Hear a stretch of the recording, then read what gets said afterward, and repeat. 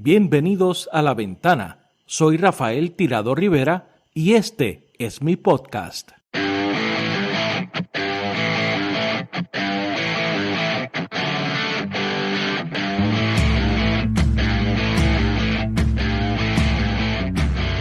Bienvenidos al episodio 48 del podcast La Ventana Puerto Rico. Con este episodio damos inicio oficialmente a la quinta temporada de este podcast. Esta semana conversamos con la licenciada Alexandra Lúgaro, aspirante a la gobernación de forma independiente en el año 2016 y por el movimiento Victoria Ciudadana en el año 2020. Con la licenciada Lúgaro hablamos sobre cómo se produjo su primera aspiración, sobre las diferencias entre aspirar de forma independiente y a través de un partido político, cuáles fueron las claves de su éxito versus otras candidaturas anteriores como por ejemplo la de Rogelio Figueroa, sobre la conformación de una nueva alianza para las próximas elecciones. Esto es parte de lo que nos dijo. Pero también yo creo que los próximos años van a exigir una madurez política nunca antes vista, un ejercicio de desprendimiento, que tengo esperanza de que se pueda dar en algún momento, donde las personas quizás renuncien a ser protagonistas en unos movimientos o en unas causas en particular, con una visión de que se ayuda más al país con una unión y echándose hacia un lado. No tienen que echarse hacia un lado. Yo no creo que nadie tiene que echarse a un lado. Pero yo creo que hay que partir de unos reconocimientos de cómo se aumentan las posibilidades de triunfo. Conozco a Alexandra desde los tiempos de la universidad, como escucharán más adelante, y he seguido de cerca su trayectoria en las últimas 2 elecciones, participando activamente en campañas contrarias a la de ella. Y puedo asegurar que independientemente de la afiliación política de usted, su visión ideológica o de estatus, Alexandra Lúgaro es la figura política más relevante de Puerto Rico de los pasados 20 años y, como indiqué en el episodio anterior, podemos identificar claramente en la política del país un antes y un después de Alexandra Lúgaro. Así que espero que les guste esta entrevista y la compartan entre sus contactos. La próxima semana, a solo días de la primera vuelta de las elecciones presidenciales en Brasil, analizaremos esa campaña electoral, sus posibles resultados y consecuencias.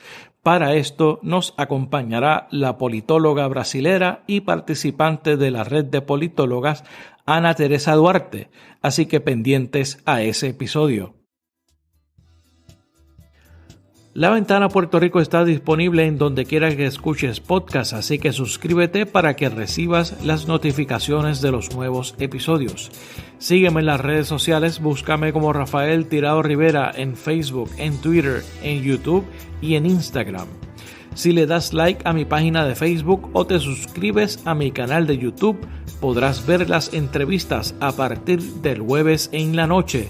O sea, ya está disponible la entrevista a Alexandra Lúgaro tanto en mi página de Facebook como en mi canal de YouTube. Suscríbete también a nuestro canal de Telegram, allí compartiré información complementaria al podcast, como por ejemplo el enlace al libro que nos recomienda la licenciada Lúgaro al final de este episodio. Los enlaces a mis redes sociales y al canal de la aplicación de Telegram los encontrarás en la descripción de este episodio. Así que ahora los dejo con la entrevista a la licenciada Alexandra Lúgaro. Alexandra Lúgaro, bienvenida a La Ventana. Saludos, gracias por la invitación, un placer estar aquí. Mira, Alexandra, la gente no sabe que nosotros nos conocimos en la universidad, coincidimos en la Universidad de Puerto Rico.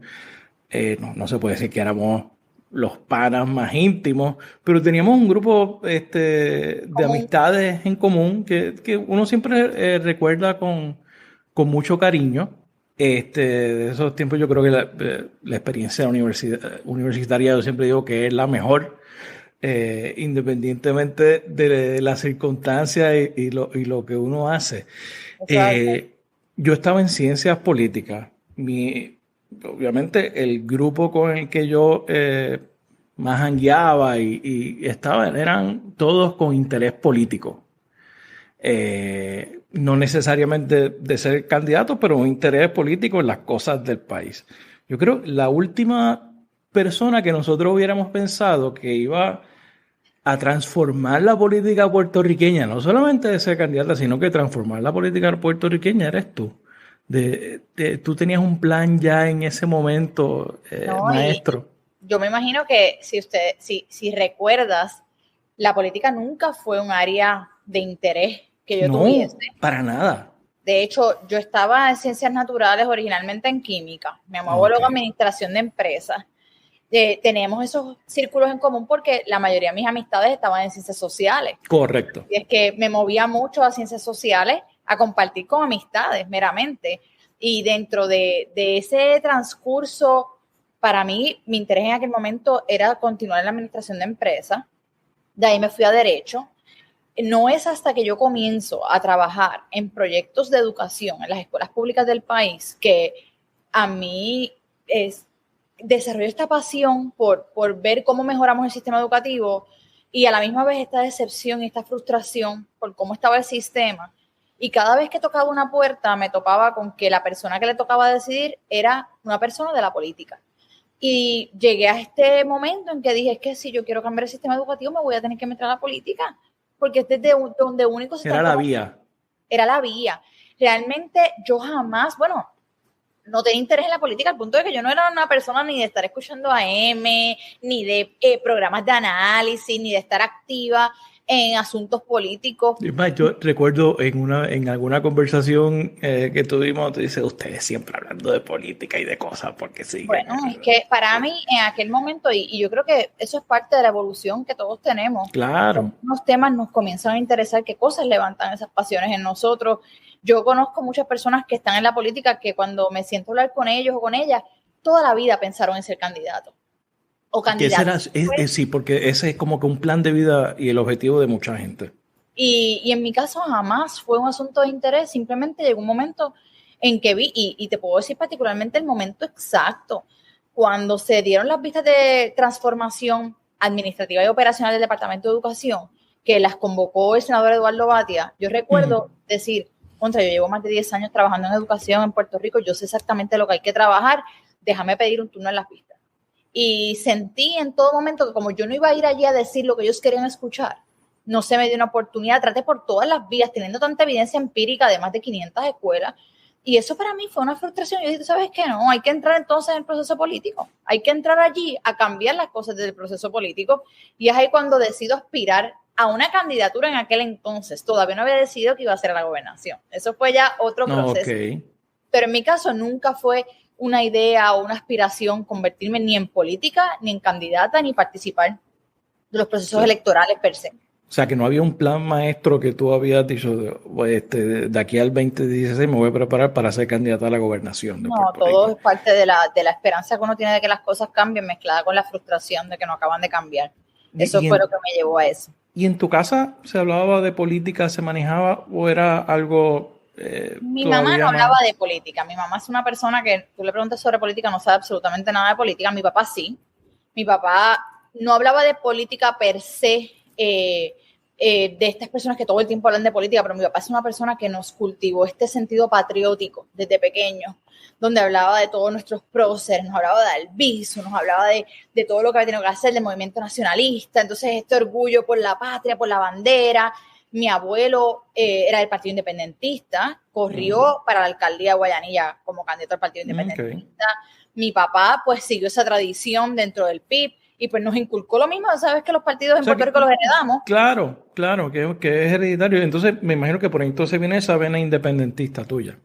Bueno, viene de eso y viene también de un proceso de introspección y de estudio de las circunstancias, porque una vez uno decide aspirar a un puesto como este, uno tiene que educarse, que hablar con tantos grupos para poder tener más allá de la perspectiva personal, una perspectiva real de las cosas y estudiada. pero mi papá sí siempre estuvo bien inmerso en escuchar el análisis político, en molestarse con los asuntos, escuchaba a ciertos comentaristas en la radio. Él nos llevaba todas las mañanas a Son de AM a la escuela, WKQ, la hora exacta. Pero la realidad es que mi padre particularmente contribuyó a un sentido de amor patrio que para mí fue bien importante en el proceso político, de uno saber por qué está ahí, por qué uno quiere aspirar a esto. Sí, que son que no es necesariamente lo que te empuja a la política, pero las razones por la cual uno hace ciertas cosas y es como que como dice en inglés, lo que está in the back of the mind, tú sabes. Y más allá de eso, yo creo que también es un sentido, algunos dirán que es un sentido romántico del patriotismo, pero a mí me encanta que a mí me hayan cultivado eso en mi casa, un sentido de que a la patria se ama, pero más que amarla, tú tienes que luchar por ella, tú tienes que contribuir a ella, tú tienes que ser desprendido con el lugar donde tú vives y buscar en qué formas a veces tú, como individuo, vas a renunciar a unas cosas en tu beneficio, en pro del beneficio colectivo. Y eso en mi hogar me lo dejaron muy claro siempre, que yo creo que tener esos principios ahí es un buen cimiento para comenzar una candidatura de una forma distinta. Claro. Y entonces tú me comenzaste a explicar que el próximo tema que quería entrar era cuál fue ese proceso que te llevó una mañana a decidir, cuando te levantaste, oye, voy a correr para la gobernación. No voy a entrar a ningún partido político, lo voy a hacer de la forma más complicada posible, que es a través de una candidatura independiente. ¿Cómo fue ese proceso mental que te llevó hasta ahí? Pues cuando decido que el proceso político es la vía para llegar a la toma de decisiones en asuntos que tengan que ver con nuestro sistema educativo y cómo se mejora, lo primero que digo es, ¿cómo decido a qué candidatura? Y en eso hago una investigación bastante exhaustiva sobre los procesos que han incidido en el departamento y digo, pues mira, la realidad es que es el Ejecutivo quien está tomando todas las decisiones de política pública educativa en Puerto Rico, que incide directamente sobre las tomas de decisiones. Al final del día, la mayoría de nuestros secretarios y secretarias han terminado siendo sellos de goma de lo que decide el gobernador o gobernadora. Y empiezo a leer la ley electoral, a verificar cómo puedo aspirar, qué se requiere para aspirar. Cuando estoy leyendo la ley, digo, mira, aquí hay un inciso que habla de candidaturas independientes. Quiere decir que yo no tengo que pertenecer a un partido para aspirar. Y para mí eso fue perfecto porque no me sentí identificada. Nunca te había sentido identificada con ningún partido. Bueno, yo había votado por el partido Partido Independentista en las elecciones que había podido votar. Igual, y digo en Partido Independentista en su mayoría por candidatos del Partido Independentista porque siempre cruzaba líneas para votar por otros candidatos y candidatas. No era de ir a rajar la insignia del PIB. Me gustaba la idea de cruzar líneas y votar por otros candidatos y candidatas, pero en general la mayoría de los candidatos a las que le daba y candidatas a los que le daba la oportunidad eran los del Partido Independentista. Volvemos, la realidad es que si desde pequeña mis papás me hacían ver los debates y uno siempre se preguntaba cómo el candidato o la candidata, la persona que usualmente se expresaba con mayor elocuencia, con mayor comprensión de las cosas, rara vez era el que ganaba. Claro. Y dentro de ese proceso, pues decido aspirar como candidata independiente, conociendo los retos que eso presentaba. Porque cuando una candidatura independiente me imponía la mayor cantidad de endosos para recoger, los requisitos todos eran sumamente onerosos cuando los comparas a los de un candidato de un partido tradicional, sin contar con ya esto que todo el mundo dice, no vas a contar con la estructura de un partido, es imposible tener éxito sin la estructura, este miedo que le tenemos a que sin maquinarias no se pueda aspirar a un puesto político en Puerto Rico. Y la realidad es que en ese momento dije, esta es la forma de hacerlo. Va a ser más trabajoso, pero yo no me voy a unir a un grupo con quien no estoy afines, porque por buscar cambiar el país no me voy a convertir en lo mismo que estoy criticando. Así es que decidí aspirar como candidata independiente y lo demás es historia.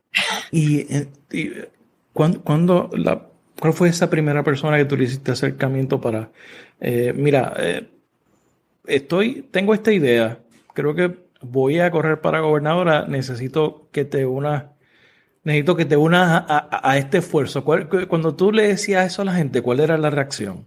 Pues mira, tengo que decir que por parte de mi familia, lo que es mi hermano, mis padres, me dieron un apoyo inmediato. Y eso es algo bien extraño, pero mis padres lo vieron como una súper, ¿sabes? Ellos, bueno, bien comprometidos, mi hermano particularmente, más allá del compromiso, mi hermano me ayudó tanto en el proceso de campaña, porque en un proceso donde tú eres candidato independiente, tienes que ponerte todos los sombreros habidos y por haber. Yo era mi directora de prensa, yo era mi directora de redes sociales, yo era la que manejaba la logística en todos los eventos, yo tenía que trabajar con mi plan de gobierno, tenía que estructurar los expertos que me iban a ayudar en cada uno de los temas y manejar todo eso. Así que mi hermano me dijo, yo me voy a encargar de la parte de diseño, el trabajo, lo que era logo, fotos, redes sociales.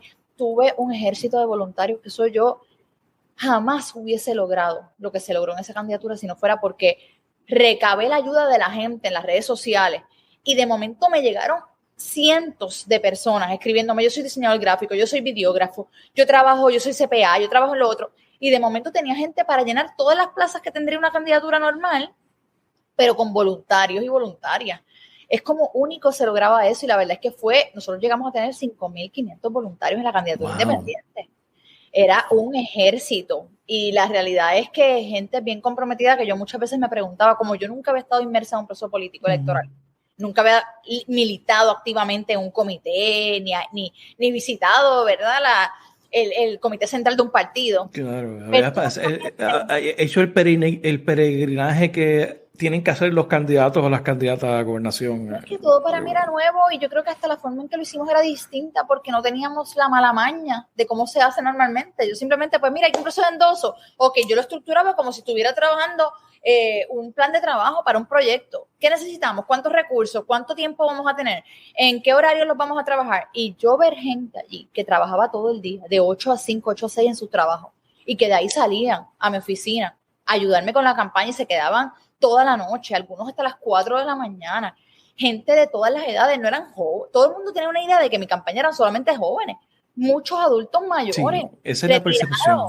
Muchos adultos mayores, y que dedicaron día y noche a esa campaña. La verdad es que fue una cosa bien bonita y lo más bonito era escucharles hablar. Yo caminaba entre ellos y los escuchaba, no, es que yo voté PNP toda la vida, vengo de una familia PNP, o mis familiares de... Entonces, y el otro, no, pues yo soy independentista, yo creo en eso. Y ver personas que históricamente habían militado en partidos que quizás vienen de unas tradiciones contrarias, pero ahí es que nos damos cuenta que podemos unos ser independentistas, otros estadistas, otros libres asociacionistas, otros ni les importa el estatus, pero compartimos unas causas en común, unas causas en cuanto a educación se refiere, en cuanto a salud se refiere, y ver lo bonito que era toda esa gente unida, porque esas causas para ellos eran más importantes. Lo que pasaba con la educación, con la universidad, con el retiro, con la energía, era más importante que seguir divididos por un asunto de estatus. Y eso fue, yo creo que unas lecciones más bonitas que yo me llevé de esa primera campaña.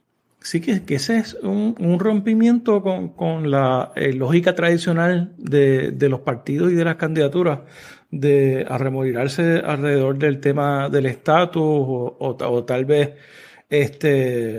algún tema de afiliación política o como tú muy bien señalaste ahorita, la cuestión familiar, ¿verdad? De tradición familiar, de romper con esos esquemas.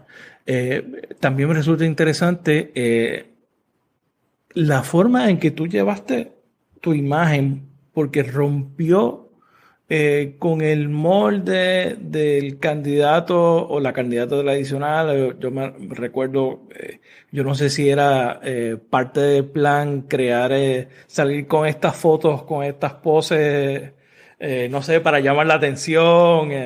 Pues mira, hay unas cosas que la verdad es que surgieron de una forma, nunca fue un plan detrás de ellas en particular. Por ejemplo, las fotos iniciales. Las fotos iniciales crearon un montón de conmoción. Sí, yo recuerdo eso. Y mucha gente tratando de adivinar cómo era uno, utilizando como criterio una foto. ¿O qué es lo que está tratando de comunicar? ¿Qué es lo que quiere decir? ¿Por qué Usada pone la bandera así? ¿Por qué se sienta de esta forma? Sí. Entonces, habían cosas en las que, bendito, yo decía, qué pena, porque, por ejemplo, habían fotos de esa camada de fotos originales, donde yo me reía. Muchas fotos, yo siempre me estoy riendo, pero las que decidí al final poner eran las que no me estoy riendo, porque yo decía, súper seria. Yo dije, yo no puedo llegar en un momento donde estamos en una crisis social y económica con esta foto Claro. riendo, porque es que aquí no hay nada de que estar riéndose.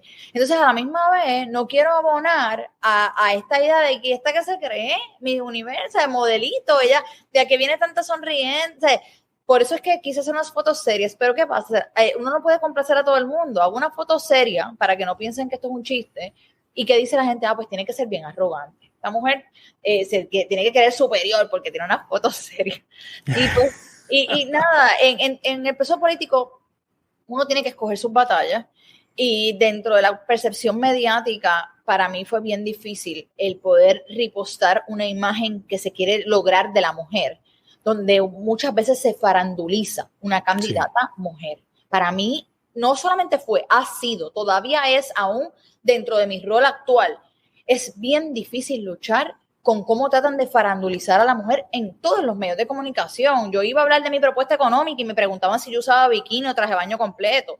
Yo quería hablar de cómo iba a trabajar con la Junta de Control Fiscal y me preguntaban si yo me hacía los rizos yo misma o si eran naturales. Entonces, el problema con eso es que uno contestando una pregunta sobre estos temas en un medio, pues ¿qué pasa? Los otros medios lo agarraban. El Lúgaro dice que ella usa bikini para la playa, ese era el titular. Entonces, la gente en los comentarios, ¿qué me importa a mí si tú usas bikini? Para eso tú vienes a hablarme de esto. Y es como que yo no estoy hablando de eso. Eso no fue lo que yo vine a hablar de eso. Me preguntaron sobre eso. Y entonces el otro medio maliciosamente viene y lo agarra. Claro. Y llega un momento que luchar para que vean a uno con seriedad, para que realmente evalúen a uno de sus méritos, para que evalúen las propuestas que uno está presentando, no por quién las presenta, porque yo aseguro al día de hoy que si cada candidato se pusiera una bolsa de cartón en la cabeza en los debates, y nadie supiera cuál es cuál y nos pusieran una máscara en la voz y al final mandaran a la gente a escoger quién es el mejor candidato, los resultados serían totalmente distintos a cómo resultan en las elecciones. Pero muchas veces no buscamos ver los méritos de los candidatos, no buscamos evaluar sus propuestas, sino que nos fijamos a qué partido pertenecen. ¿Pertenecen al partido de mis padres? ¿Pertenecen al partido que me dijo que me va a dar trabajo? Hay unos asuntos no relacionados con la calidad de un individuo o con la calidad de sus propuestas que a veces tienen mayor valor a la hora de votar. Y yo creo que eso es una de las cosas con las que hay que buscar cómo seguir rompiendo.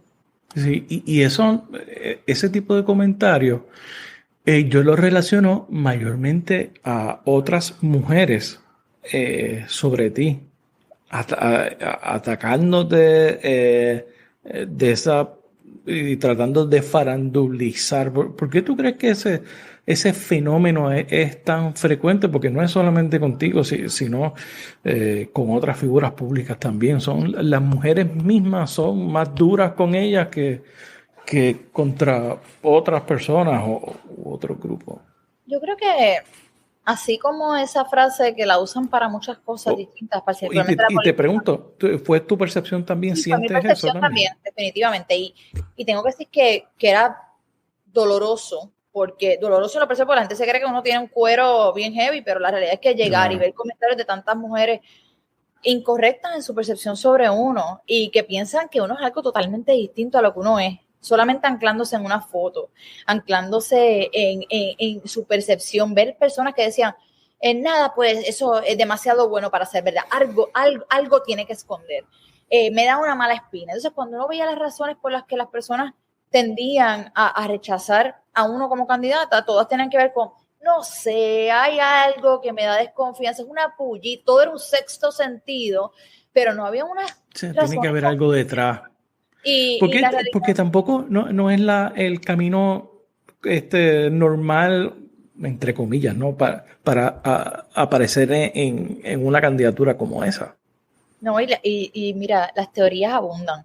Yo me metía en las redes sociales, gente que decía que yo era un agente. Soy agente de todas las divisiones, porque me pusieron FBI, CIA, todas las agencias habidas y por haber. La verdad es que yo hasta cierto punto eso era como, yo decía, contra la gente me ve así como que yo puedo ser una agente ¿De dónde sale todo esto? Está aspirando a la gobernación, o sea, yo tengo que tener un nivel de clearance bien alto.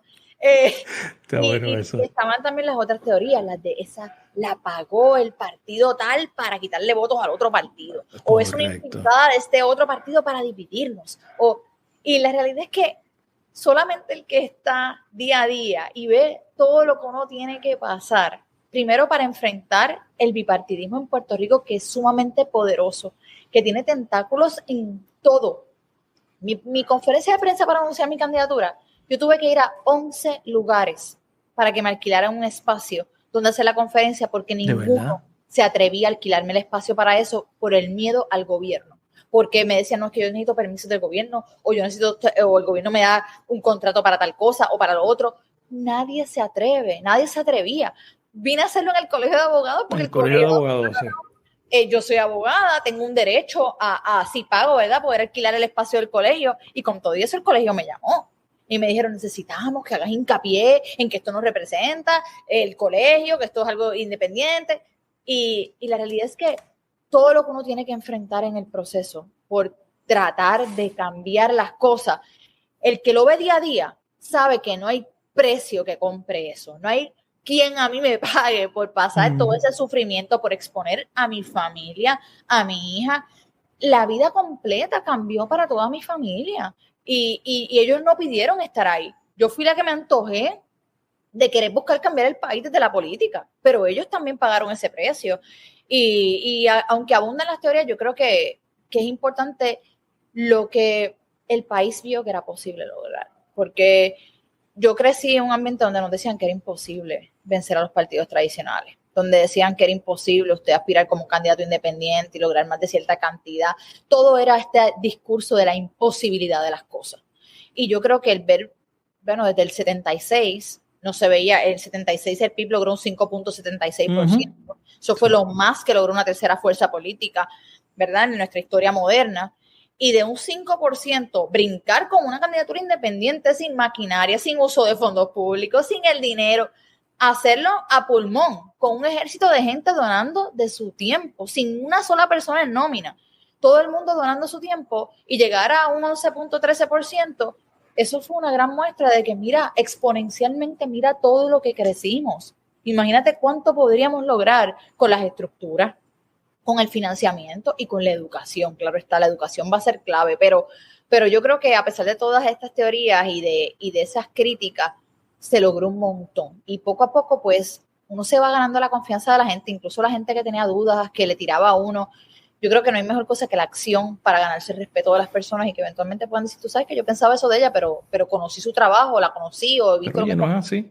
Y poco a poco, es que también nos han decepcionado tantas veces que yo ni siquiera culpo a los que desconfían, porque es que nos han cogido tantas veces que ya el instinto nos llama a la incertidumbre.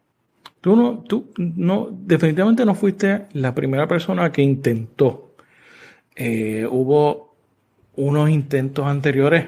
Yo creo que el ejemplo clásico, yo creo que es Rogelio, que obviamente él salió con un partido, pero es el primer rompimiento de esas estructuras. ¿Qué tú piensas que fue diferente para ti o por qué porque yo pienso que no ganaste la gobernación, aspiraste en 2 ocasiones, pero yo pienso que fue exitoso? ¿Por qué tú le daríamos a ese proceso, lo llamaríamos como algo exitoso versus los demás intentos anteriores, lo del MUS, el mismo PPT? Pues yo no puedo decir que los intentos anteriores no fueron exitosos, porque sería medirlos meramente con números en torno a un número de votos. Claro, no sería justo necesariamente. No sería justo, porque yo creo que para que se den unas cosas en términos numéricos, que podamos entonces eventualmente irnos a los números como muestra final de quién ganó y quién no gana, pero hay que entender que para que se den unas victorias a nivel numérico se requieren unos cimientos, de unas cualidades, de unas circunstancias que se tienen que dar. Y yo creo que todos estos movimientos y candidatos previos sí fueron exitosos en comenzar a lograr esos cimientos. Para mí la carrera a cambiar, a transformar a Puerto Rico no es una carrera corta, no son 100 metros, es un maratón. Y es un maratón que no lo va a correr un solo individuo o una sola organización, es un maratón que requiere un relevo, donde cada uno corre cierto tramo, logra unos objetivos y le pasa el batón al próximo tramo. Yo creo que los movimientos emergentes que se dieron en Puerto Rico en la última década, yo creo que la candidatura de Rogelio fue fundamental para comenzar a abrirnos a otras posibilidades. La candidatura histórica, un hombre negro que montó una organización. Y no es un hombre negro que vino y se inventó que voy a ser candidato a la gobernación, que vino con una elocuencia, que vino con unas posturas, que vino con un programa Nobel donde trajo unas ideas y trajo unos temas, que yo creo que eso también es otro objetivo que hay que lograr cumplir. ¿Cómo hablamos, traemos a la discusión pública temas que antes no se discutían? Eso es importante porque él una de las cosas que hizo, que logró fue empujar especialmente al Partido Popular a tratar el tema del ambiente, que era una cosa que no se hablaba en Puerto Rico. Definitivamente, y No, habían digo el Partido Popular porque el PNP tiene otra trayectoria, ha seguido por otro lado, pero no, también. y todas estas personas cuando llegan con este nivel de discusión, que entienden los asuntos, que realmente los saben, los conocen, no son unos bullet points que les dio su relacionista y háblame de estos temas.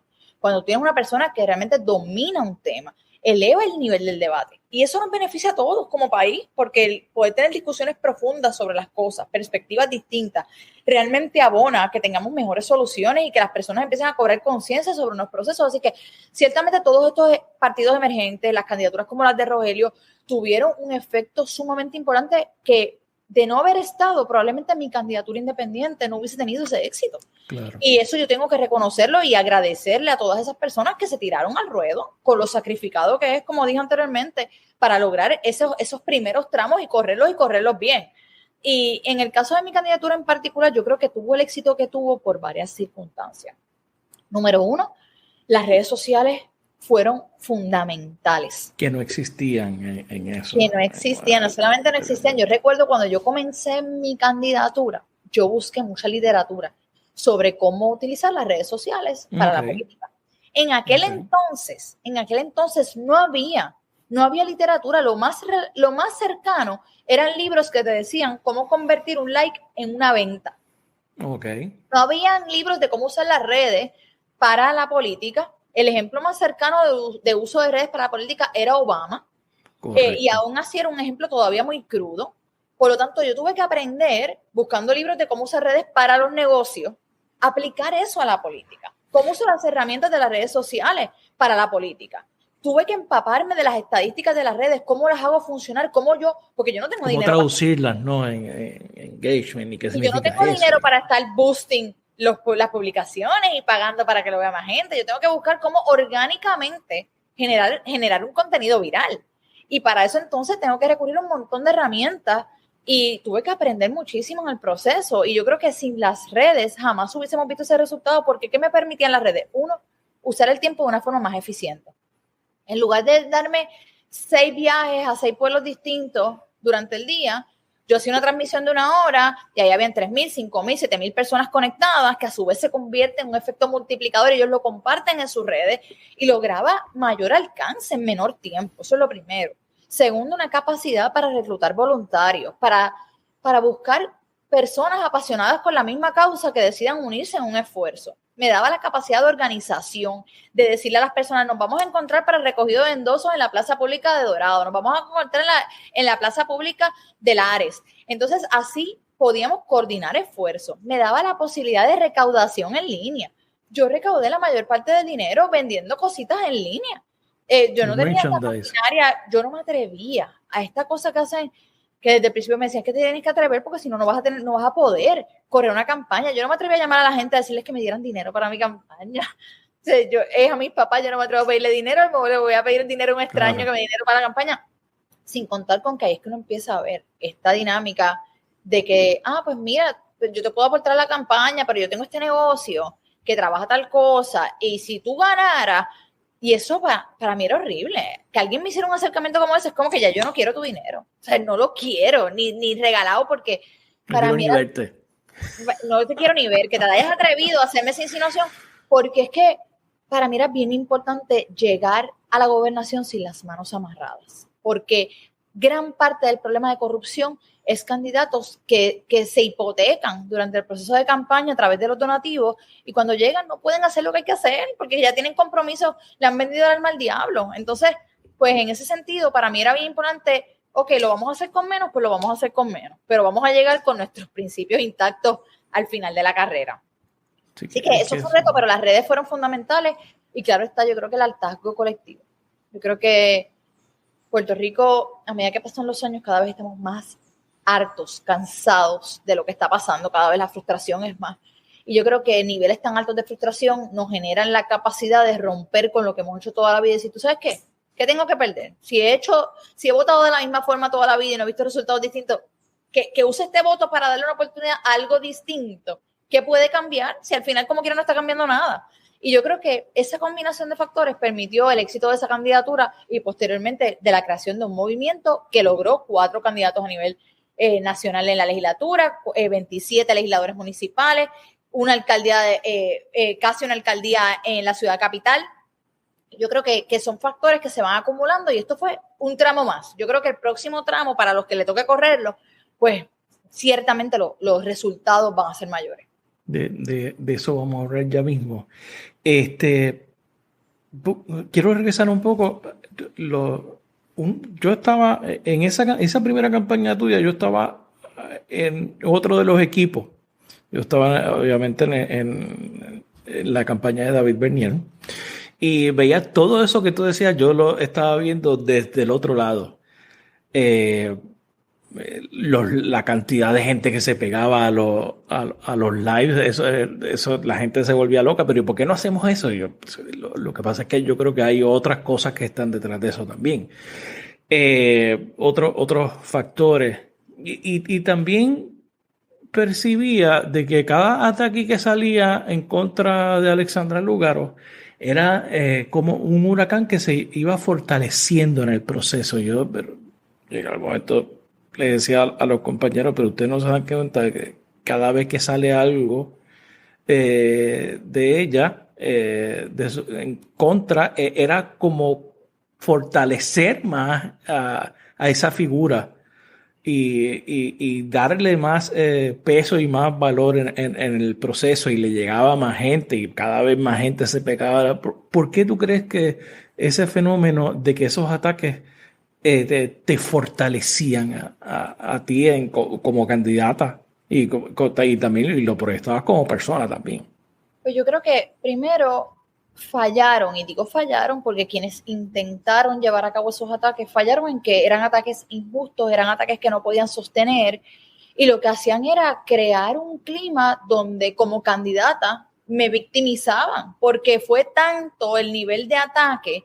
En un momento dado, al principio fue bienvenida a la nueva candidata, pero cuando vieron una atracción, pues los ataques eran desmedidos de todos los flancos, de todos los flancos. Entonces, más allá de que fueran los partidos atacando a una candidata, se convirtió en las instituciones atacando a una candidata, en cómo para todos... Que es de lo que la gente está harta. Entonces, claro, entonces uno poder ir de frente, y yo en ese sentido hubo 2 cosas que para mí eran importantes. Uno, la autenticidad. Yo no iba a dejar de ser quien yo era para poder ser una candidata. Y para mí eso fue importante desde el principio, porque una de las cosas que yo resentía de los candidatos que yo había visto el resto de mi vida era cómo eran candidatos enlatados, cómo hablaban de una forma que nosotros nunca hablamos. Pueblo de Puerto Rico, estamos... ¿Por qué me estás hablando así? Tú hablas así en la sala de tu casa. ¿Y a quién le habla? O sea, y yo dije, no, yo no voy a hablar así. Segundo, yo cuando comencé mi candidatura, yo dije, yo voy a hacer esto bien, me asesoré con la gente correcta, me reuní con expertos en diferentes temas, y lo primero que me decían es, tienes que cortarte el pelo. Tienes que cortarte el pelo porque las mujeres de Estado no tienen el pelo largo, eso se ve muy sexual. Las mujeres de Estado tienen el pelo corto. Entonces yo me metí en internet y de momento me doy cuenta que todas las políticas tienen el pelo corto. Y yo decía, ¿qué es esto? Y yo le dije, no, yo no me voy a cortar el pelo. Y no voy a hablar de determinada manera. Y yo, siendo yo, con mis méritos, con las propuestas que voy a presentar, esa es mi carta de presentación. Y yo creo que esa autenticidad y una transparencia continua, yo usé las redes como un mecanismo para todo el tiempo estarle rindiendo cuentas a las personas que me estaban apoyando. Voy a rendir un informe al Contralor. Miren, aquí está el informe, esto es lo que dice, aquí así fue que recaudé el dinero. No puedo someter el informe hoy. Cogí a las redes. Hola a todos, miren, yo tengo la responsabilidad hoy de someter un informe de ingresos y gastos al Contralor. Honestamente, si yo no logro esta cantidad de endosos antes de tal fecha, yo no voy a quedar inscrita y de nada me va a servir el informe al Contralor. Yo decía, yo tengo el tiempo limitado, yo tengo que conseguir tantos endosos semanales, significa tantos endosos diarios, procesarlos y tenerlos listos, de lo contrario estoy fuera. Por lo tanto, toda la fuerza de voluntarios que yo tengo, la tengo que emplear para buscar endosos, no para estar haciendo estos informes. Yo me comprometo con ustedes a que lo voy a hacer, pero en este momento no lo voy a entregar. Esto va a acarrear unas multas, yo quiero que ustedes lo sepan, y todo el tiempo, incluso... ¿Qué es la transparencia? Y hablándole, estoy aceptando que estoy errando, porque no estoy sometiendo mi informe, que es mi deber. Y eso es algo importante, que es que nos hemos criado en un ambiente donde el político no se atreve a aceptar que ha errado, o no se atreve a aceptar que en el orden de las prioridades, el poder cumplir con una prioridad va a necesariamente va a determinar incumplir con otra. Y en el momento donde Puerto Rico vive y tiene que escoger entre una cosa y otra, pago las pensiones o incumplo con la deuda, pues yo creo que es importante decirle a la gente, ¿sabes qué? Yo sé hacer ese grado de priorización. Yo puedo establecer mis prioridades y al final cumplí con todos mis informes, no tuve ni un solo señalamiento, informé el 100% de mis donantes, cosa que jamás se había hecho en la historia política de Puerto Rico. Me dieron 28 centavos están ahí registrados, ¿y quién me lo dio? Porque me negué a aceptar donativos anónimos, aun cuando tenía derecho a hacerlo, pero quería que la gente supiera, ¿sabes qué? Si yo como candidata independiente, con un equipo de voluntarios, lo puedo hacer y puedo identificar a toda la gente que me dio 10 centavos, 18 centavos, pues esta gente con esta super maquinaria y todos esos millones tienen los recursos también para ser transparentes con sus donativos. Y luego de eso es importante lo que plantea, para que la gente sepa, ¿no? El trabajo, todo el trabajo administrativo que requiere una campaña, y hacerlo mucho más sin esa estructura, sin esa maquinaria que se le llama. Luego de los resultados del 2016, se establece una alianza inclusive con sectores que habían participado en esa elección, y de ahí surge básicamente el movimiento Victoria Ciudadana. Tú desde el principio ya tenías mente en, oye, lo voy a hacer otra vez, voy a correr para la gobernación y lo voy a hacer a través de Victoria Ciudadana. ¿Ya tenías eso en mente? ¿Cuándo fue que tú dices, lo voy a intentar nuevamente? Mira, con este grupo de gente ahora. Tengo que decir que no lo tenía en mente. Después de que uno corre una candidatura independiente y uno tiene unas ciertas libertades, es difícil moverse a un modelo colectivo, donde ahora no soy yo tomando todas las decisiones. Era mucho más rápido. Si yo quiero reaccionar a un tema, tal gobernador pasa su informe de presupuesto, yo cojo las redes ahora mismo y digo lo que pienso del informe de presupuesto. Claro, porque es tu posición, respondes claro, tú. Pero cuando uno está con un colectivo y representa un colectivo, pues ahora entonces, antes de yo hablar, tengo que ver cuál es el consenso del colectivo. Y cuando uno trabaja con un colectivo, no siempre vamos a estar de acuerdo en todo. Así que hasta qué punto yo voy a ceder en ciertas ideas y ciertas que esa es la base de la alianza, de la alianza al final del día, que hay que ceder en algún punto. Claro, porque no se va a hacer todo lo que yo diga, no es una dictadura, es que queremos por mayoría dentro de ese grupo, y ese reconocimiento de lo difícil que iba a ser, ¿verdad? El poder trabajarlo de esa manera, pues me hacía pensarlo. Me quedo como candidata independiente, corro y se forma nos unimos todos para formar el movimiento. Pero dentro de ese proceso, uno de los entendimientos más claros que yo tuve fue que una sola persona no iba a cambiar el país, que se requería de un colectivo de personas trabajando desde diferentes espacios para lograr ese cambio. Por lo tanto, yo podía llegar más rápido, ¿verdad? Podía moverme más rápido sola, pero con el colectivo iba a moverme más lejos. Íbamos a lograr mayores objetivos. Así es que al final yo no podía pensar en mí lo que para mí era cómodo. Tenía que pensar qué era mejor para el país, qué era mejor para el colectivo. Y en ese sentido, uno decide desprenderse muchas veces de cosas que uno quiere y decir, ¿tú sabes qué? Si yo tengo que llegar a un punto medio en este tema, no me importa, mientras claramente en estos otros sí estén de acuerdo a mis principios. Por ejemplo, la educación pública, la Universidad de Puerto Rico, estos temas de trabajar con la educación para mí no son negociables. Hay temas, pero hay otros en los que estoy dispuesta a que lleguemos a unos puntos medios, porque por lo menos avanzamos más, estamos más lejos de donde estábamos en un principio. Y yo creo que en ese sentido, cuando nos unimos personas de diferentes perspectivas, particularmente perspectivas de estatus, que eso es una locura, el que todavía en Puerto Rico nos agrupemos por por qué estatus favorecemos, es una locura, porque tienes en el Partido Nuevo Progresista, tienes estadistas liberales y estadistas conservadores. Tienes lo mismo pasa en cada uno de los partidos. ¿Por qué no nos agrupamos, en vez de agruparnos por el estatus que queremos, por qué no nos agrupamos en cuanto a lo que queremos para la educación, para la salud, para la calidad de vida, en cómo creemos que debe ser el desarrollo económico? Entonces, seguimos agrupados por algo que realmente no nos representa y que no hemos logrado cambiar en décadas, en vez de movernos a cosas que nos urgen, que inciden directamente en nuestras vidas todos los días. Así que, en ese sentido, yo creo que fue un ejercicio bien bueno sentarme con personas, por ejemplo, yo soy independentista, José Bernardo Márquez, que es estadista. Sentarnos en una misma mesa y ver que estábamos de acuerdo en todas las posiciones en cuanto a qué había que hacer con la corrupción, qué hay que hacer para medidas de transparencia, sentarme con Manuel Natal, que es libre asociacionista, pero estamos de acuerdo en cuanto a la educación, sentarme con Rafael Bernabe, que era mi contrincante en las elecciones anteriores. Claro. Y sentir que más allá de que tengo tantas cosas en las que estoy de acuerdo con Rafael Bernabe, que le admiro y que le respeto, porque trabajar con él es otra cosa. Cuando uno se sienta a trabajar con una persona y ve cómo se desempeña y cómo ejecuta y lo laborioso que es, pues la realidad es que nos abre unas puertas a reconocer que la única forma de mover a Puerto Rico adelante es con alianzas, no solamente alianzas político-electorales, alianzas entre sectores, alianzas entre personas de diferentes orientaciones sexuales, de diferentes credos, de diferentes ideologías políticas, pero la unión debe ser la clave en Puerto Rico y es triste que la mayoría de los procesos lo que fomentan es la división, y la división nos pone mucho más lejos de un objetivo de cambiar cualquier área, ya sea educación, ya sea salud. Mientras sigamos divididos es muy difícil avanzar las diferentes causas. ¿Tú sientes que tuviste que abandonar ciertas posturas para acomodar el resto de las personas que se integró al movimiento, o tú lo visualizas como, qué sé yo, como una evolución intelectual, o luego de haber visto los problemas de cierta forma, qué sé yo, por ejemplo, comentarios que habías hecho anteriormente en relación al servicio público o la consolidación de recintos de la Universidad de Puerto Rico? ¿Cómo fue ese proceso?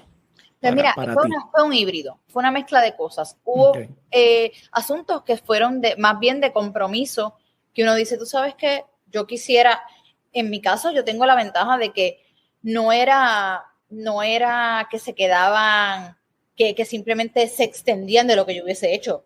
En mi caso era que usualmente se quedaban cortos, porque yo hubiese querido, yo soy bien negros y blancos, ¿sabes? A mí no me gustan las zonas grises. Nos vamos con la legalización full blast o olvídate, no nos vamos.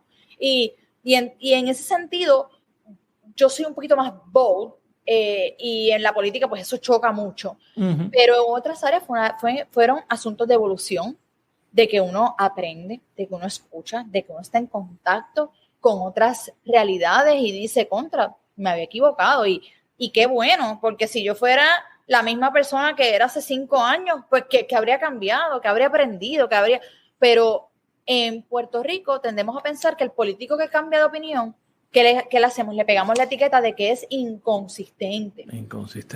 Aunque se lleva el país enredado en su visión y esté equivocado, pues tiene que ser el tipo que dice que por ahí es que va, pues nos vamos.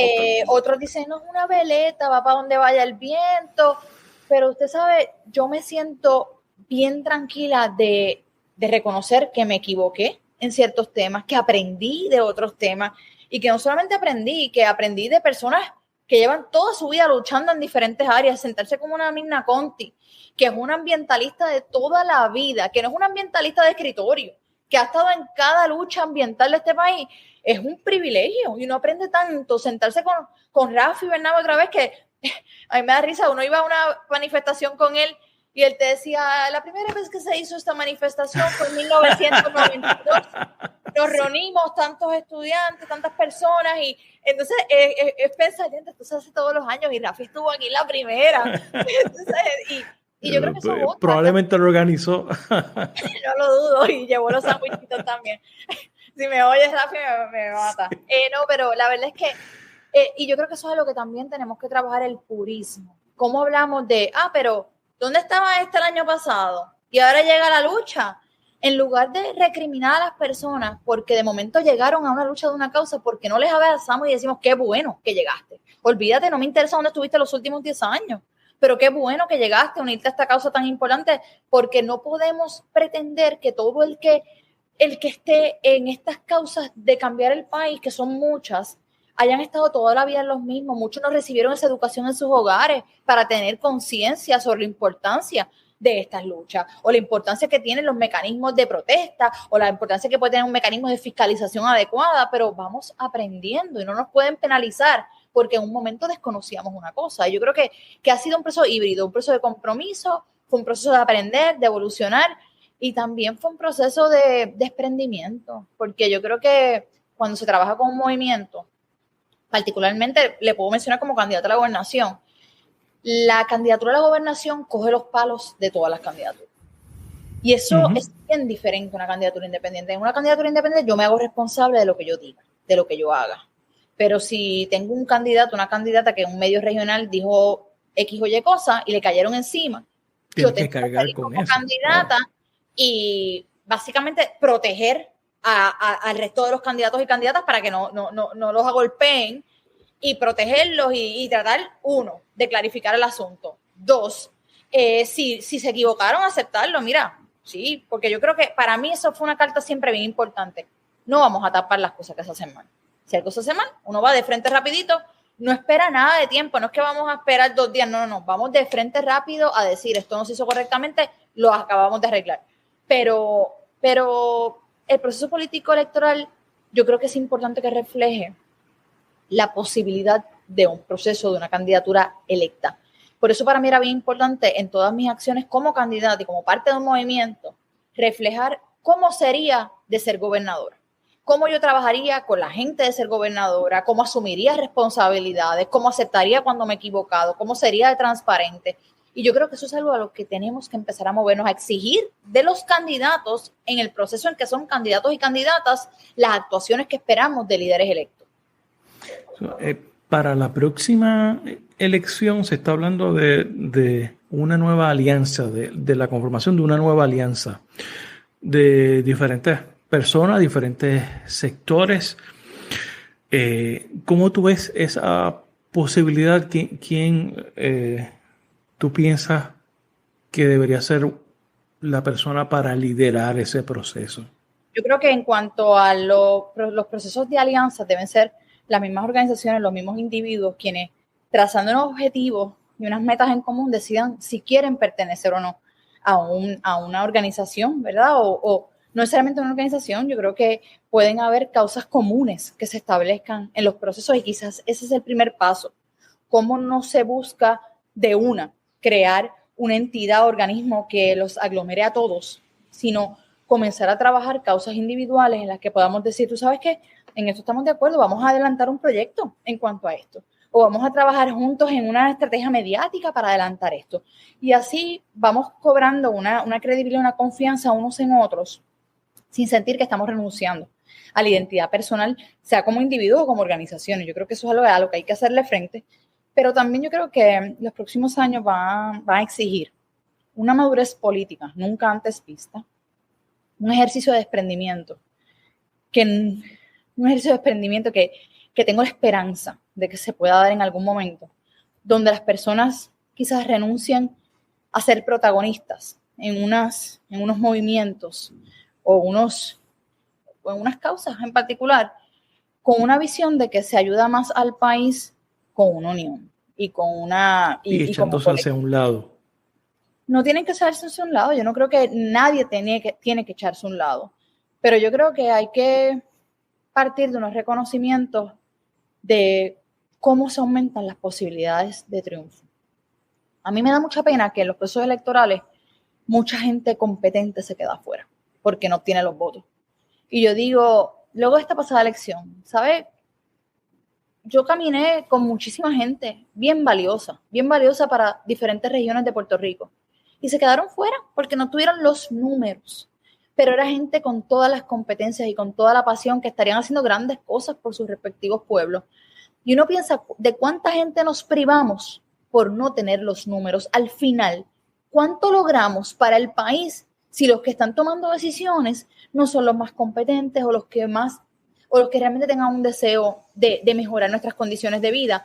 Y por eso yo creo que no podemos plantearnos meramente, vamos a hacer este ejercicio de conciencia, hay que buscar cómo estratégica y matemáticamente lograr los números para una victoria electoral, porque sentando personas en esas sillas de toma de decisión es como único cambiamos el país desde la parte político-electoral. Y eso requiere un ejercicio de decir, estadística matemáticamente, ¿cómo logramos los números frente a lo que eran los partidos tradicionales? Pues ¿cuánto se requiere? ¿Son tantos votos? ¿Cómo se logran esos votos? Vamos a dividir la masa crítica de las personas que están en contra de estos sistemas. ¿Cómo podemos buscar realmente decir, mira, vamos a sentarnos y quién tiene mayor oportunidad de lograr esto o lo otro? Y se trabaja de esa manera.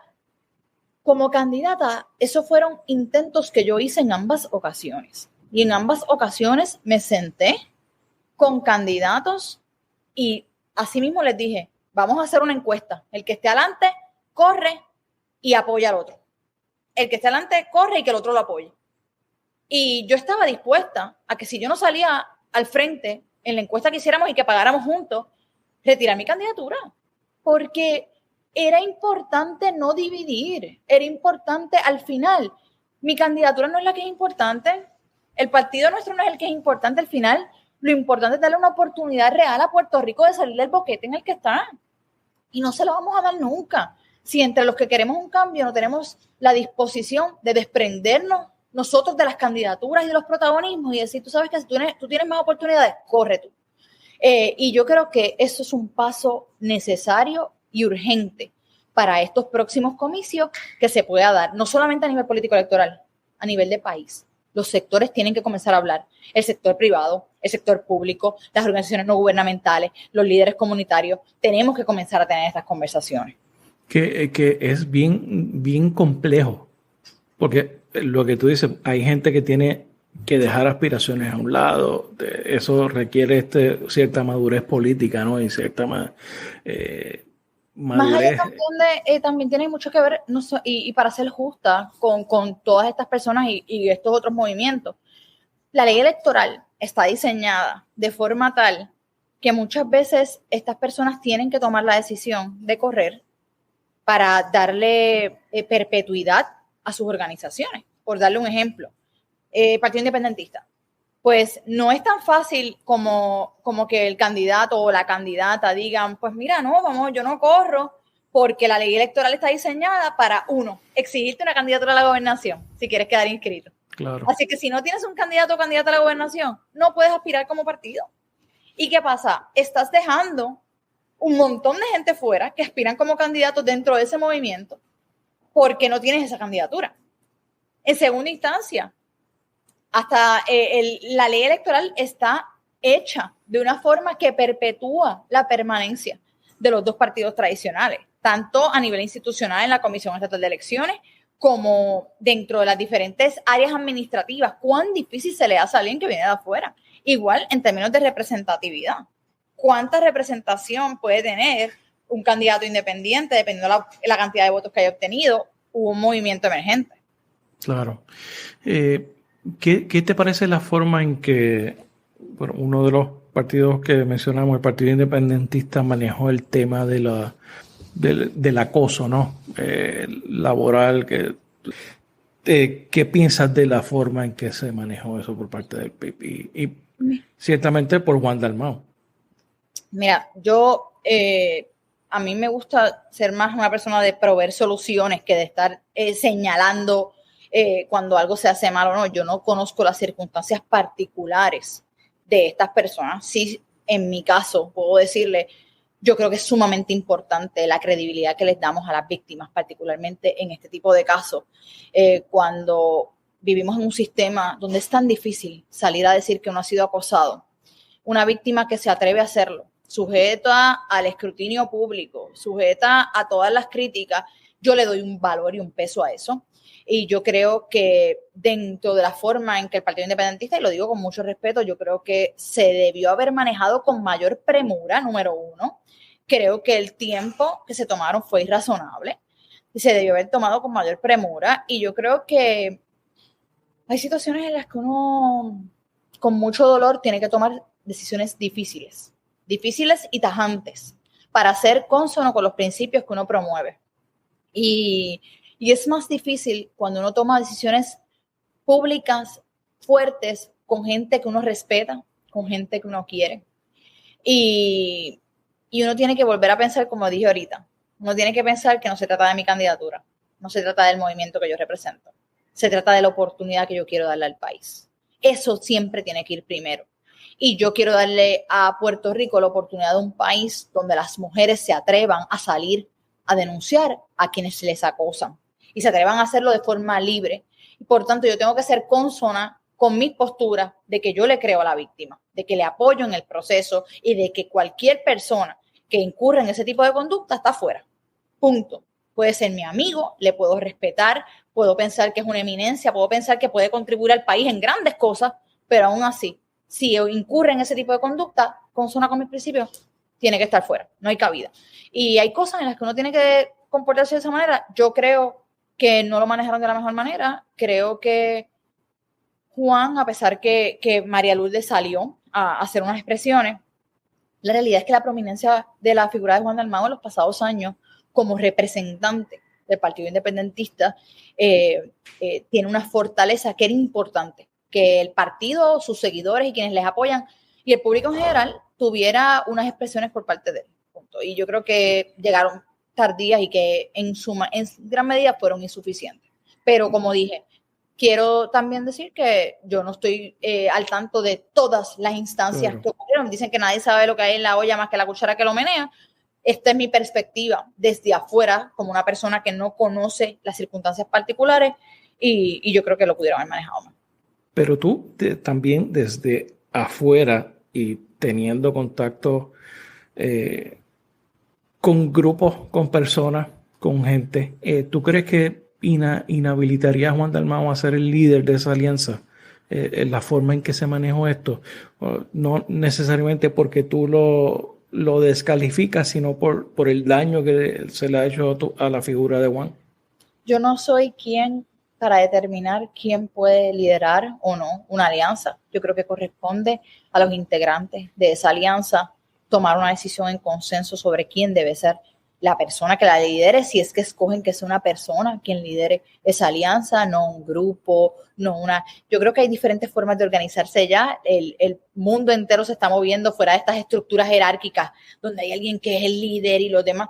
Yo creo que pueden haber muchos líderes, pueden haber muchas personas que organicen país y que promuevan desde diferentes trincheras las causas necesarias para cambiar las cosas. Así que yo no estoy en posición de ser quien decida descalificar a una persona de una posición. Por el contrario, yo creo que cada persona debe aspirar a lo que le nazca en su corazón y lo que quiera hacer por el país, y al final debe ser el pueblo el que escoja a quien le cree, a quien respalda. Y yo creo que estamos viviendo una era de cancelación terrible. Los políticos estamos ante el ojo público todo el tiempo. Y es bien, a veces uno vive unos momentos de mucha ansiedad, pensando que uno no se puede equivocar en nada, que la más mínima equivocación te puede costar toda una vida de trabajo, de educarte, de experiencia, de luchar, de sacrificarte, porque dijiste algo incorrecto, porque hiciste algo mal. Que yo la verdad es que yo creo que siempre y cuando una persona identifique que se ha equivocado, que pueda de alguna forma enmendar con actuaciones, no con palabras, con modelaje de conducta, que realmente entiende su equivocación y que está dispuesto o dispuesta a cambiar. Yo siempre he creído en las segundas y terceras oportunidades, pero como le dije, quien lidere esos espacios debe estar en manos de esos grupos, decidir quién lo va a hacer y de la gente pues respaldar a quien sea que lo haga. Tú estás ahora en Foundation for Puerto Rico. O sea, estás viendo al país desde otra perspectiva. Estás trabajando con organizaciones, estás trabajando con, obviamente, organizaciones comunitarias del tercer sector. ¿Qué estás haciendo exactamente y cómo ha variado eso? ¿Qué estás haciendo? Tu visión de dónde está el país versus, qué sé yo, en el 2016 o en algún otro punto de los últimos años. Pues en la fundación yo estoy como líder, director ejecutivo y líder de política pública del Centro de Innovación. Desde allí estamos trabajando diferentes iniciativas de forma paralela. La primera es lograr medir cómo está el ecosistema de innovación en Puerto Rico. Sabemos que aquí carecemos de datos y estadísticas y tomar decisiones sin datos es sumamente, no solamente difícil, es irresponsable. Que ese es el pan nuestro de cada día en este país, que todas las decisiones se toman sin datos y tampoco se miden después que sin se ningún toman. tipo de orientación o métrica que nos permita saber si estamos adelantando, si no estamos adelantando, en qué áreas tenemos que trabajar más, en qué áreas tenemos unas ventajas sobre las cuales podemos capitalizar. La realidad es que no existía eso, por lo tanto nos dimos la tarea de colocar a Puerto Rico en lo que es el índice de innovación global. El índice de innovación global mide a los países en términos de 82 variables distintas. Puerto Rico no había sido medido dentro de esas 82 variables, así que buscamos un grupo de investigadores, economistas, para poder trabajar el tema de para cada uno de esos factores medir a Puerto Rico y ver dónde figuraríamos en ese índice en cada una de esas partidas. Los resultados fueron sorprendentes y nos permiten ahora medir dónde estamos parados en cada una de las áreas y poder continuar haciendo esto año tras año para que los diferentes sectores, yo lo veo como esto de adopta una carretera. Uno ve un letrerito y alguien se encarga de la carretera y le hace un jardín.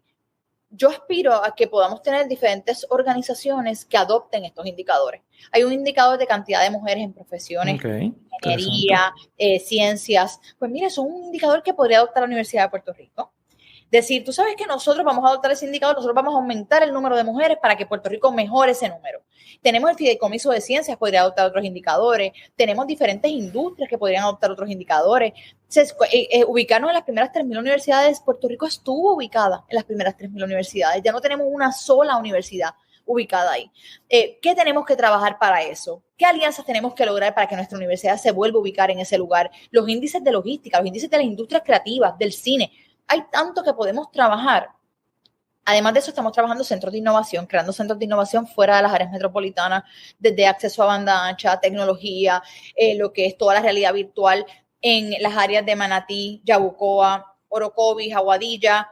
Y la idea es poder crear espacios donde las comunidades, donde los empresarios, donde los estudiantes puedan recibir destrezas de futuro que no las estamos ofreciendo en la escuela ni en las universidades, y más allá de eso, darles un acceso a una tecnología que va a ser necesaria para derechos esenciales. La educación se va a mover a la educación virtual, la medicina, la telemedicina, tenemos la economía digital. Hay tantas cosas que van a requerir de acceso a internet que necesitamos poder proveer un internet, no internet por decir que estamos proveyendo internet con una banda ancha suficientemente robusta para que puedan acceder a todos estos servicios y a la misma vez digitalizar, a proveer alfabetización digital a grupos de adultos mayores, que son quienes en muchos de estos municipios son la mayor parte de la población. Eso es otro que estamos trabajando, y el proyecto que más me entusiasma en estos momentos es la Academia de Líderes. La Academia de Líderes es un proyecto de capacitación a 200 líderes comunitarios, pequeños y medianos empresarios, empleados gubernamentales y líderes de organizaciones no gubernamentales. Son una cantidad de cursos en diferentes temas de redacción de propuestas, mercado digital, recursos humanos, tecnologías de información, comunicaciones, registro de corporaciones, hay de todo. Y la idea es capacitarlos con todas estas destrezas que van a necesitar para potenciar la labor que ya están haciendo, ya sea en sus comunidades, en sus negocios, en sus agencias o en sus organizaciones, pero a su vez tienen un mentor o una mentora que les va a acompañar en trabajar un proyecto de impacto transformativo. Cada uno de estos 200 líderes está trabajando en un proyecto único, ya sea para innovar, para transformar, para impactar su comunidad, innovación empresarial, crear mejores servicios o mejor política pública en sus agencias. Y siento que ahí está la clave, que no necesariamente hay que cambiar el país desde la política electoral, capacitando y formando líderes que a su vez cambien cada uno de los espacios en los que laboran y habitan, cambiamos país. Y yo creo que tiene que ser, la educación en todos los niveles va a ser crucial para que podamos movernos a algo distinto. Hasta que no comencemos a recibir una formación distinta, vamos a continuar haciendo las cosas de la misma manera. Te escucho con mucha pasión hablando de estos temas. Tú dices que ya desde un puesto electivo no hay que aspirar necesariamente para adelantar estos temas. No volveremos a ver a Alexandra en lugar de una papeleta electoral. Yo creo, y quiero corregir, no digo que desde un puesto electivo no se pueda adelantar. Yo creo que todos los vehículos son necesarios. Yo creo que hace falta más personas que aspiren a puestos electivos, que puedan llevar un mensaje distinto, que puedan promover unos principios distintos, que puedan moverse a que las estructuras electorales cambien y permitan mayor representatividad de la ciudadanía. A la misma vez necesitamos más personas en la fuerza trabajadora que lleven unas batallas que son importantes. Necesitamos más personas en el sector ambiental, en la parte del magisterio. O sea, creo que hay tantas batallas que dar, que lo que no me gustaría es que pongamos una por encima de la otra, que digamos que es más importante el que protesta que el que corre para candidato, el que corre para candidato que el que va todos los días y trabaja 8 horas. Ninguno es más importante que el otro. Todos somos necesarios en el proceso de cambiar el país y unos no existimos sin los otros. Yo creo que lo político electoral tiene que continuar dándose, tiene que continuar evolucionando, pero a la misma vez creo que desde otros sectores podemos seguir abonando a cambiar las cosas y hace falta que nos reconozcamos un poquito más en que todo lo que cada uno hace es importante, no estar fiscalizando sobre quién está o no está en mi lucha, sino cada cual escoja la lucha que quiera, pero no fiscalicemos al que decidió proteger otra cosa o trabajar por otra cosa, porque al final este archipiélago requiere de mucha gente haciendo muchas cosas para que podamos transformarnos. ¿Te veremos nuevamente en una papeleta? La realidad es que en estos momentos estoy bien concentrada en lo que estoy haciendo y me llena poder hacer. El proceso político electoral, tengo que decir que, aunque es algo que uno extraña, y lo extraño más bien porque, y me preguntabas ahorita cómo ve el país con respecto a 2016, siento que estamos en un retroceso a pasos agigantados. Me da mucha pena.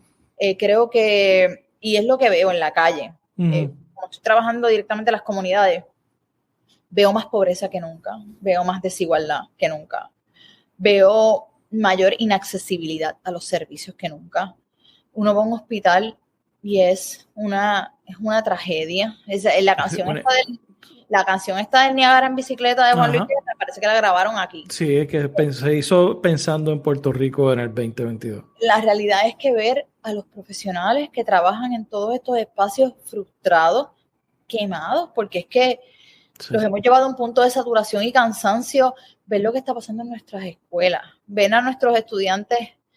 La verdad es que veo los grupos que se están viendo afectados porque no hay una visión de qué país queremos construir. Entonces estamos improvisando todos los días. Me da mucha pena en dónde estamos. No es algo que no pudiéramos ver venir, lo habíamos visto venir, sabíamos que el sistema de salud iba a colapsar tal cual colapsó, sabíamos que educación iba a estar como está, pero lo que me entristece es que no veo que estemos poniendo un freno en ese retroceso. Si fuese que ya reconocimos, pues mira cómo se nos dañó este sistema o el otro, y qué vamos a hacer, pero siento que continúa eso en proceso. En el caso de salud, una fuga de profesionales absurda. No vamos a poder competir con lo que le están ofreciendo a los estudiantes en otros lugares. El caso de ciencias médicas y su posición ante la desacreditación y cómo los recortes en presupuesto van a afectar a la Universidad de Puerto Rico. La percepción que tenemos de la universidad y cómo hemos permitido unos recortes adicionales en la universidad. En la universidad no la podemos ver como un modelo de negocio, de ingresos y gastos. La universidad es un modelo de inversión que necesitamos invertir en ella porque es lo que nos va a dar rendimiento y el capital humano para mover. El país es el motor de Puerto Rico y en lo social ni se diga. Creo que uno lee los comentarios en las redes sociales y es bien triste en términos del machismo estructural que hay en el país, cómo se justifica estos casos de violencia de género, cómo estos casos de violencia de género cada vez son más horrorosos, más crudos, más fuertes. Sí. Más fuertes y cómo nos hemos deshumanizado. Cómo antes un caso de estos era suficiente para trastocar el país y cómo ahora podemos ver un caso semanalmente y uno pues sigue en las redes porque pues otra mujer más quemada y que metieron en un baúl. Y yo creo que pues me da mucha pena, pero a la misma vez quiero sentirme positiva con respecto a que hay mucha gente preocupada por Puerto Rico, mucha gente dando la batalla todos los días para mejorar las condiciones del país, mucha gente que no se rinde, que se queda aquí y mucha gente que se tuvo que ir, que pagaron el precio más alto de la crisis que fue tener que abandonar Puerto Rico, pero que siguen desde donde quiera que estén pendientes a Puerto Rico y buscando cómo aportar. A mí todos los días me escriben personas que están fuera de Puerto Rico, mira, mi especialidad es tal y tal, dime cómo aporto a Puerto Rico. Quieren hacer algo. Yo doy de mi tiempo y no quiero cobrar, y es tanta la gente que quiere ver cómo contribuye a mejorar las condiciones de vida aquí, que yo creo que sobre todo eso hay que buscar cómo potenciarlo. A mí la imagen del colapso que tú describes, la resume, no sé si viste la semana pasada esta persona que mataron, creo que fue en Santurce, que la gente empezó a sacarle los collares y las prendas y el dinero. Eso, es increíble eso, el deterioro que se está dando, porque ya no es solamente en educación, que es lo que te trajo originalmente al tema político, sino es que en todos los renglones se ha visto un colapso y un retroceso. En ese sentido estoy muy de acuerdo contigo. Es una tormenta perfecta de condiciones, porque ya no solo la educación, ahora es la educación, la pobreza, la desigualdad, el problema de salud mental que tenemos en Puerto Rico. Que es terrible, nadie habla de ese tema. Sustancias, el sinhogarismo, son tantas circunstancias unidas y que no podemos hablar de esto como un problema simple donde lo resolvemos arreglando una de ellas. Esto es un problema que tiene unas complejidades y muchas variables que inciden sobre lo que estamos viviendo, que hay que crear un plan de trabajo para atenderlas todas a la misma vez. Hay que aprender a masticar chicle y caminar a la vez en Puerto Rico, porque el deterioro que estamos viendo, lo que vamos a ver es que ese deterioro no va a crecer de forma lineal, va a crecer de forma exponencial. Cada año las condiciones de criminalidad, de desigualdad, de pobreza, de este deterioro humano que estamos viendo cada vez van a ser más acentuadas. Y como único le pones un freno, tienes que trabajar con el tema de educación, tienes que trabajar con el tema de salud mental, tienes que proveer servicios más allá de San Juan, Ponce, Mayagüez, tienen que llegar esos servicios a otras partes del archipiélago. Y en estos momentos la inaccesibilidad de los servicios en Puerto Rico es una cosa crasa, y lo vemos no solamente en salud mental, en todo, en salud física, lo vemos en servicios, transporte público. La verdad es que nos estamos quedando bien atrás. ¿Cuál tú piensas que es tu legado? ¿O todavía no has pensado en eso? ¿Cuál tú Todavía no he quieres que sea pensado tu en eso, legado? todavía no he pensado en eso.